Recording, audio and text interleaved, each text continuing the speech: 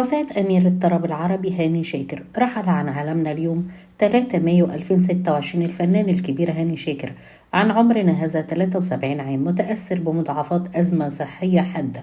الأزمة بدأت بنزيف داخلي شديد استدعى نقله إلى المستشفى بشكل عاجل. وقال مدير أعماله خضر كنعان مدير أعمال هاني شاكر في تصريحات خاصة إن هاني شاكر خضع لعملية جراحية دقيقة في القولون لمحاولة السيطرة على النزيف، وبعد تلقيه كمية كبيرة من الدم، إلى أن حالته شهدت تدهور كبير خلال الساعات الأخيرة. ليفارق هاني شاكر الحياة متأثر بتلك المضاعفات، وكانت الأزمة بدأت بانتكاسة مفاجئة وصفت حالته بالحرجة، وده طبعا استدعى متابعة طبية دقيقة ومكثفة. وتعرض هاني شاكر لانتكاسة مفاجئة خلال الأيام الماضية. قبلها كان في تحسن نسبي، وأثناء وجوده في الرعاية المركزة بمستشفى فوش في الحي 16 بباريس ليفارق هاني شاكر الحياة بعد 6 شهور أرهقت جسمه.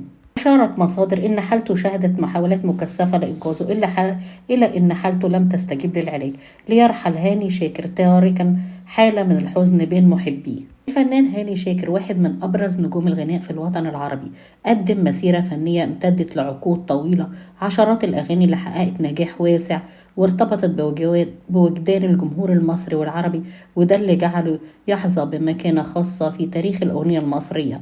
قدم هاني شاكر 600 أغنية، أصدر 29 ألبوم غنائي. ولد الفنان هاني شاكر هاني عبد العزيز شاكر 21 ديسمبر 1952. اكتشف موهبته الغنائية محمد الموجي. درس هاني شاكر التربية الموسيقية الزمالك وتخرج بدرجة امتياز. قدم للإذاعة المصرية أولى أغنياته حلوة يا دنيا، ومن هنا بدأت رحلة هاني شاكر. خاض هاني شاكر تجارب تمثيلية في فيلم سيد درويش سنة 1966، قام بدور سيد درويش وهو صغير. أيضا فيلم عندما يغني الحب، هذا أحبه وهذا أريده. شارك هاني شاكر في مسرحية سندريلا والمداح، وتولى منصب نقيب الموسيقيين المصريين في 2015.